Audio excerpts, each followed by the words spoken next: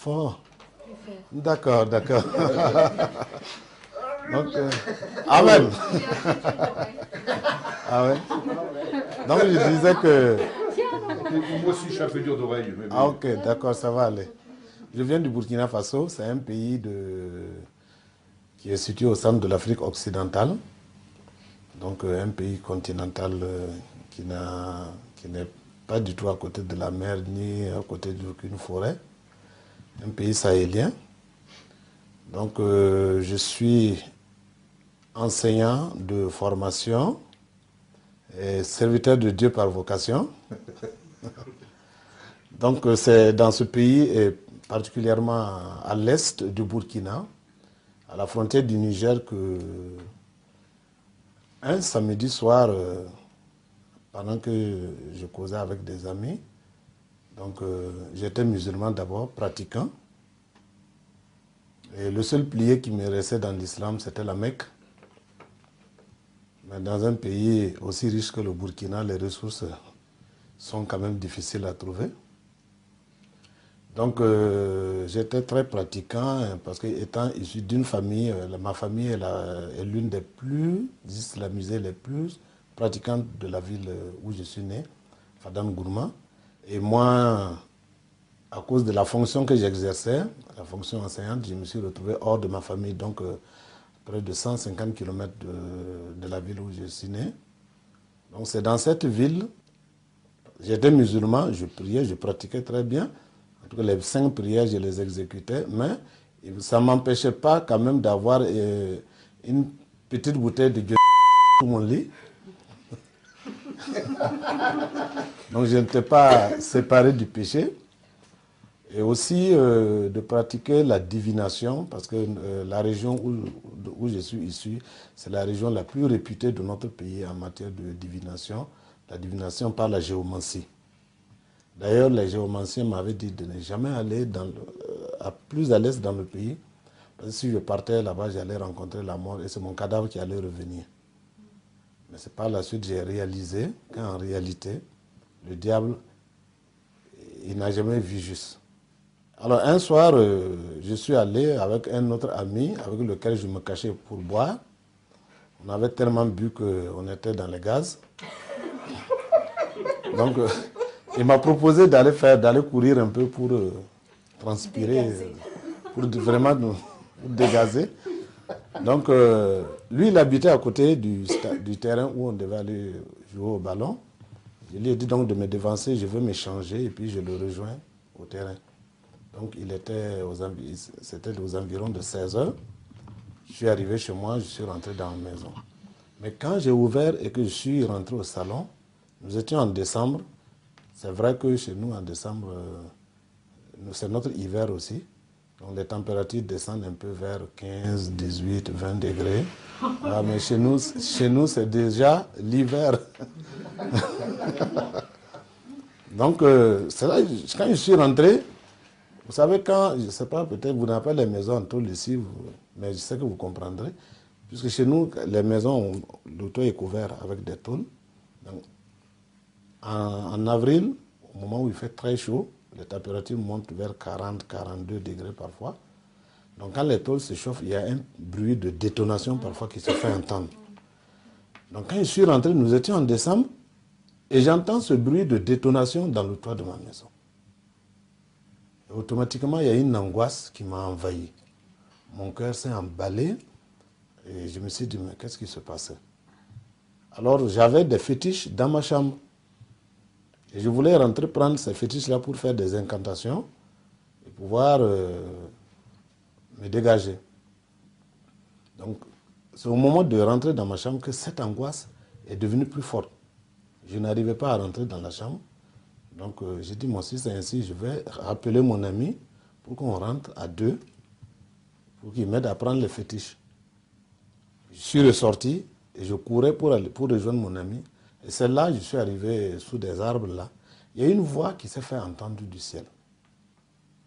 Cette voix était impérieuse, pleine d'autorité. Que quand elle a dit « arrête-toi », sans que moi je ne veuille, mon corps a obéi.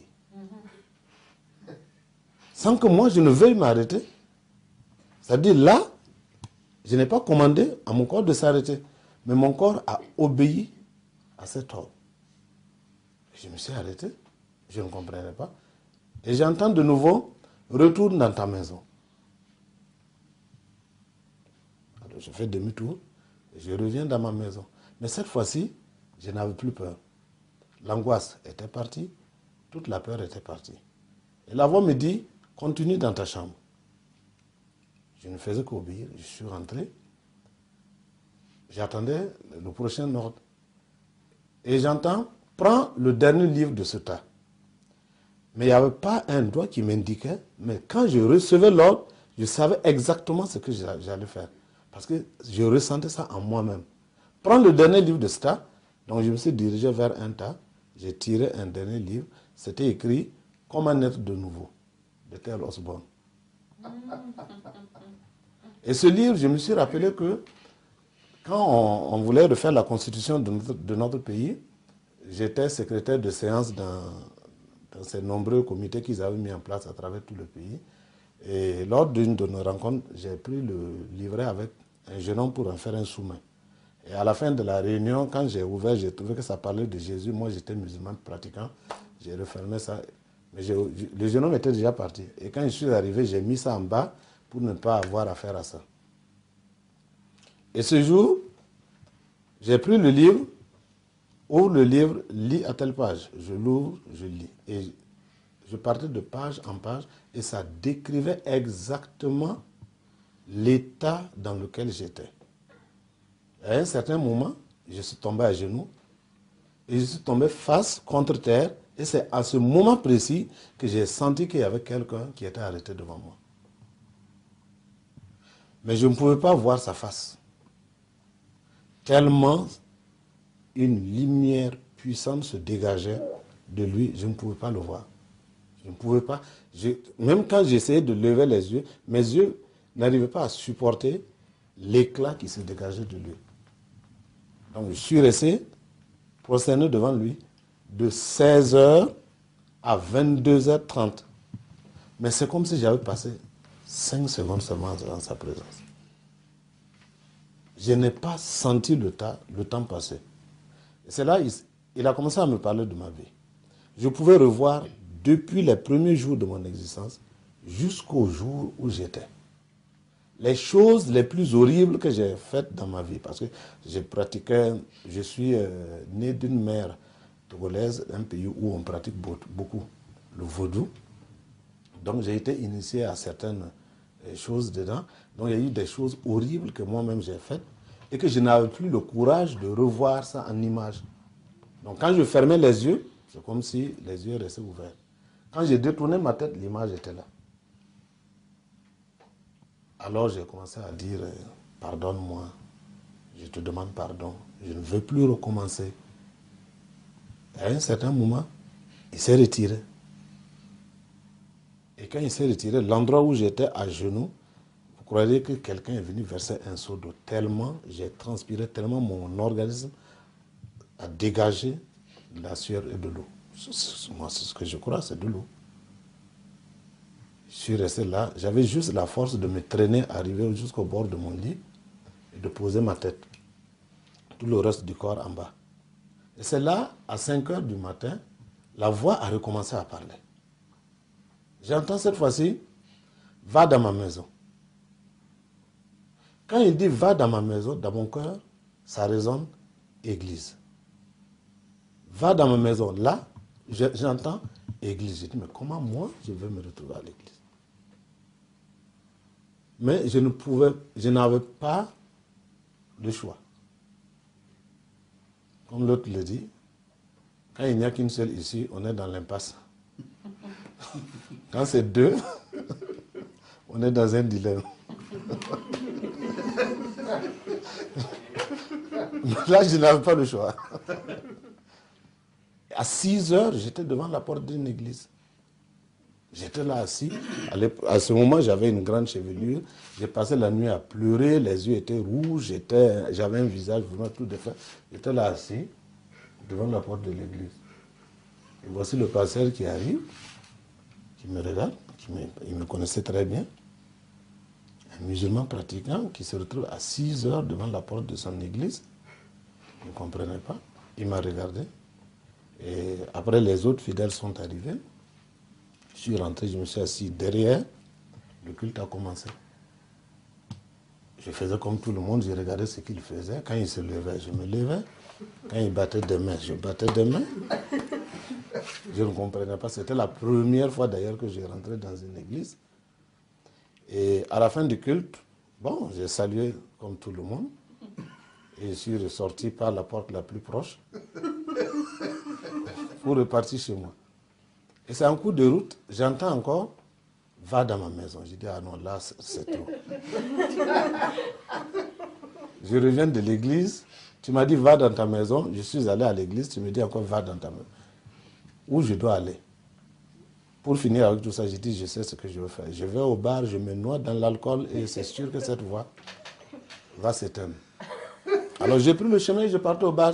Je n'avais plus peur que les autres musulmans me voient rentrer au bar. C'est là que j'ai croisé le jeune homme avec lequel j'avais pris le livret. Alors je lui ai expliqué ce qui s'est passé. J'ai dit, mais viens là. J'ai dit, votre affaire de Jésus là. Viens, tu vas m'expliquer un peu. Alors il est venu. Je lui ai expliqué ce qui m'est arrivé. Il m'a regardé. Il était tout heureux, tout content. Il me regarde. J'ai dit, mais qu'est-ce qui t'arrive? Moi, je vis des problèmes et toi, tu es heureux, tu es content, tu es joyeux. Qu'est-ce qui se passe? Il dit, non, non, viens, je vais te présenter à des amis. C'est là qu'il m'a amené chez Marcel et Marcelin. Alors, je les ai raconté ce qui m'est arrivé. Marcel m'a dit, mais mon frère, tu as eu une grâce particulière. C'était l'une des rares fois où j'entendais pour la première fois le mot grâce. Il dit, non, tu as rencontré le Seigneur Jésus. J'ai dit, ah bon? Il ne m'a même pas montré qui il était. Seulement, je sais que en sa présence, j'ai senti qu'effectivement, j'étais souillé, j'étais sale, j'étais pécheur. Et sans qu'il me dise quoi que ce soit, j'ai commencé à demander pardon. Et c'est là, Marcel m'a dit, c'est très bien. Et c'était un gendarme qui était en fonction à la frontière là-bas, avec son épouse. C'est un joli couple, vraiment. C'est Marcel et Marceline, Dieu fait bien les choses. Alors, c'est là qu'eux, ils se sont occupés de moi. Ils m'ont donné une Bible, ils m'ont appris à prier, ils m'ont encadré, ils m'ont appris à jeûner, ils m'ont appris vraiment beaucoup de choses. C'est là que j'ai commencé à grandir dans la foi. Et en moins de 3 mois, j'avais une telle envie maintenant de connaître Dieu que je pouvais passer le temps avec ma Bible. Quand je descendais, je quittais de l'école de 17h30, je pouvais passer le temps. J'arrivais à la maison vers 18h, j'ouvrais ma Bible et je ne la refermais qu'à 5h pour me préparer à retourner à l'école. Je passais des nuits entières à lire la Bible. Et c'était des choses extraordinaires que je découvrais. Et j'avais envie de partager ce que je découvrais. Mais comment faire? Je ne savais pas comment annoncer l'évangile. Donc Dieu m'a inspiré une idée. Je suis allé acheter une grosse jarre dans laquelle je mettais de l'eau, puisque ma maison était dans un carrefour. Et le village où j'étais, c'était un village qui avait une foire hebdomadaire. Donc beaucoup de gens venaient. Alors, j'ai acheté 2 gobelets et je m'asseyais à côté de la jarre avec ma Bible. Quand je voyais des gens qui venaient, je dis, mais vous n'avez pas soif? Vous voulez boire? Ils disent oui, oui. Je dis, mais venez, il y a de l'eau fraîche. Ils viennent, ils boivent. Alors j'ai dit, bon, écoutez, je ne savais pas, j'ouvrais ma Bible au hasard et je me mettais à lire un passage. Je lis. Vous avez compris? Ils disent oui. Je dis merci beaucoup. Je refermais et continuais. J'attendais le prochain groupe. Et j'attendais le prochain groupe qui allait venir. Et c'est comme ça que je faisais. Jusqu'à ce que maintenant j'ai appris à sortir faire des évangélisations avec Marcel et Marceline. Donc j'ai appris des techniques d'évangélisation, j'ai appris les différentes approches qu'il y avait et ça m'a beaucoup aidé. Mais il y a beaucoup de faits marquants pendant ce temps parce que je me rappelle que comment j'ai été baptisé du Saint-Esprit. Un soir, j'étais dans ma maison, ma fameuse maison. Alors j'étais là et vraiment, après avoir lu la parole de Dieu, j'étais rempli d'une joie immense.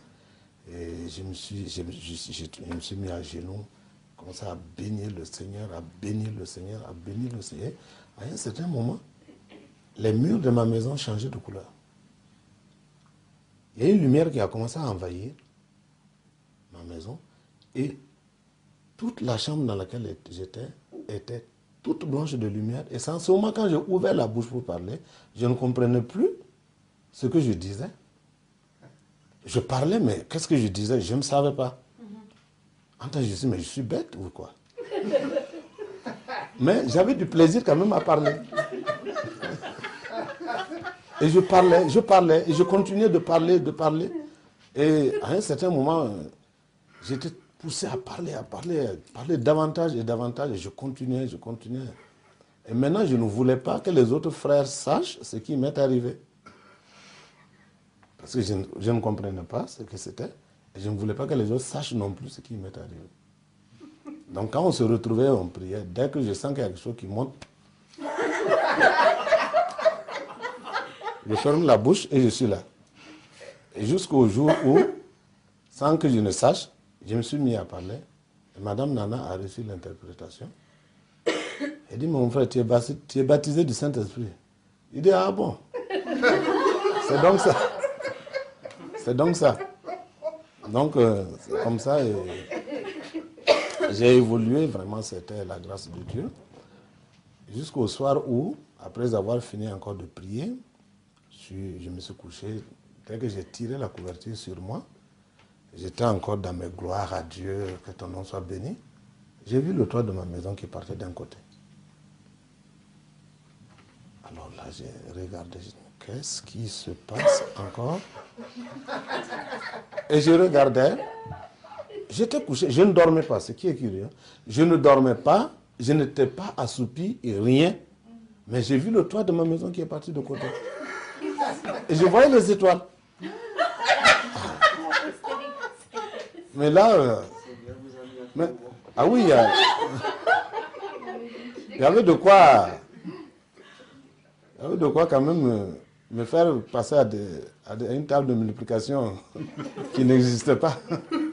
Alors j'étais là et après il y a une sérénité quand même qui m'a envahi. J'étais là, je regardais. J'ai vu une étoile qui a quitté plus haut que les étoiles que j'avais devant moi, qui est venue comme une étoile filante.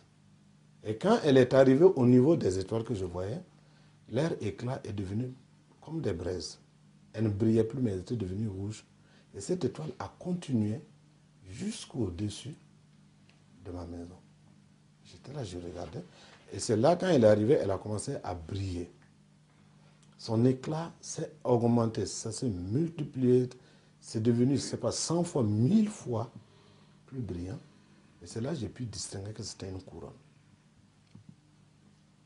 Une couronne qui était là et je regardais. Il y a une goutte de sang qui a quitté la partie supérieure de la couronne pour tomber. Et quand elle est arrivée juste à la base de la couronne, elle s'est arrêtée là-bas et elle s'est mise à écrire. Je te prépare pour une grande mission. J'ai regardé, je me dit, mais qu'est-ce que ça veut dire?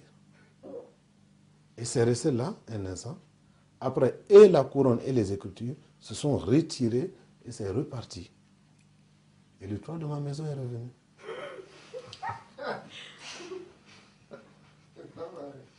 Alors je me suis levé, j'ai pris un cahier, j'ai noté tout ce que j'avais vu. J'ai tout écrit.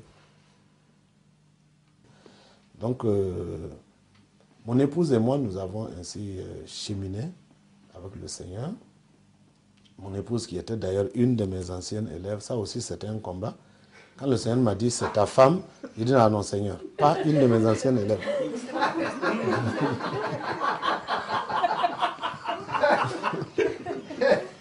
Et parce que les relations risquent d'être les relations entre un enseignant et son élève plutôt. Ah non, non. Seigneur, quand je prie, je dis, Seigneur, qu'est-ce que je dois faire? Et quand le Seigneur me donnait une image où j'étais en train de travailler, souvent je me vois en train de prier. La première vision que j'ai eue, c'est que j'ai vu des gens qui étaient couchés sous des arbres fruitiers, dont les branches pendaient, les branches même allaient se rompre parce qu'ils étaient chargés de fruits. Et tous ceux qui étaient couchés sous ces arbres étaient malnutris, ils étaient tous maigres et ils mouraient de faim. Et j'étais chargé de les relever et de les faire manger ces fruits afin de reprendre vie. Et je priais pour leur bénédiction. Et pendant que j'étais en train de prier, j'entends derrière moi Amen, dans la vision. Et quand je me retourne, je trouve que c'est elle. Pour moi, peut-être le Seigneur avait un travail pour nous deux. On allait travailler certainement ensemble. Et non, c'était autre chose. Jusqu'au jour, j'ai dit au Seigneur, s'il te plaît, que je te serve sans femme, que ta volonté soit faite. Et la même nuit, le Seigneur... Et la même nuit, le Seigneur me montre en train de marcher au bord, en train de marcher sur une plage. Je vois une jeune fille qui vient vers moi, qui tend ses deux mains et elle me dit, je t'offre mon amour, je te l'offre tout entier. Et c'est en ce moment qu'une eau a quitté le ciel. Et elle s'est déversée sur nous. Alors là, et quand je me suis réveillé, c'est bizarre, je pouvais ressentir encore les effets sur mon corps. Mais je n'étais pas convaincu. J'ai dit, Seigneur, si c'est elle que tu me donnes, qu'elle vienne chez moi et qu'elle pose un acte qui symbolise la vie d'un couple. Alors, elle a quitté le collège, elle est passée chez moi, elle dit à mon frère, qu'est-ce qu'il y a? Ta maison est sale? Elle prend le balai, elle balaie. Les assiettes sont sales, elle fait la vaisselle. Elle prend mes habits, elle lave, elle repasse et elle ramène. Je m'assois encore, je dis, Seigneur, est-ce que c'est vraiment elle? Alors là, j'ai entendu une voix qui dit, incrédule, n'as-tu pas demandé des signes? Alors,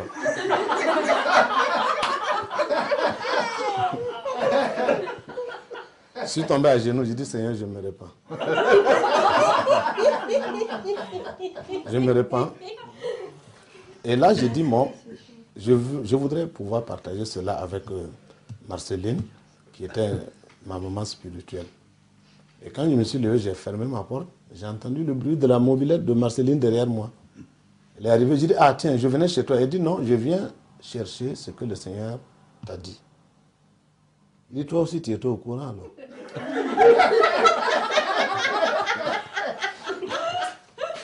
C'est comme ça s'est passé.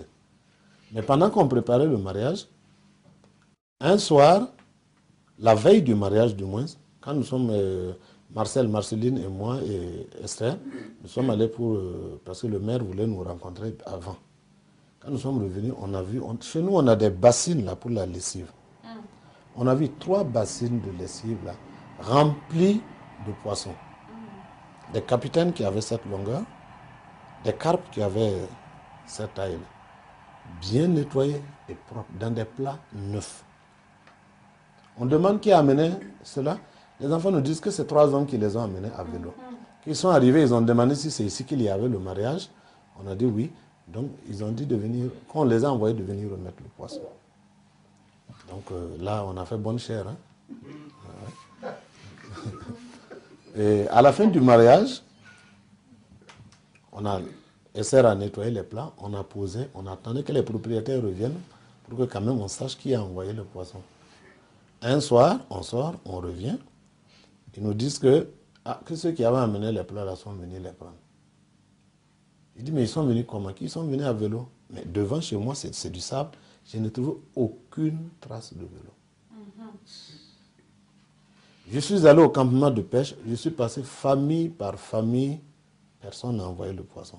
Je suis allé à un campement plus loin, à 11 km. Je suis passé famille par famille. Je n'ai pas trouvé celui. Et jusqu'à aujourd'hui, je ne sais pas qui a envoyé le poisson. Mais je sais, parce que je sais. Donc, vraiment, le Seigneur n'a pas cessé de témoigner sa présence à mes côtés. C'est en condensé, en concentré, le témoignage que je voulais vous apporter. Et que Dieu vous bénisse de m'avoir donné l'opportunité, l'occasion de le faire. J'espère que je ne vous ai pas ennuyé.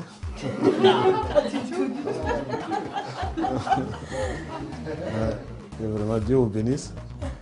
Que sa grâce soit sur vous. Je suis vraiment très honoré d'être là au milieu de vous. Je ne manquerai pas, j'aurai beaucoup de choses à raconter à Esther. vous donner ça.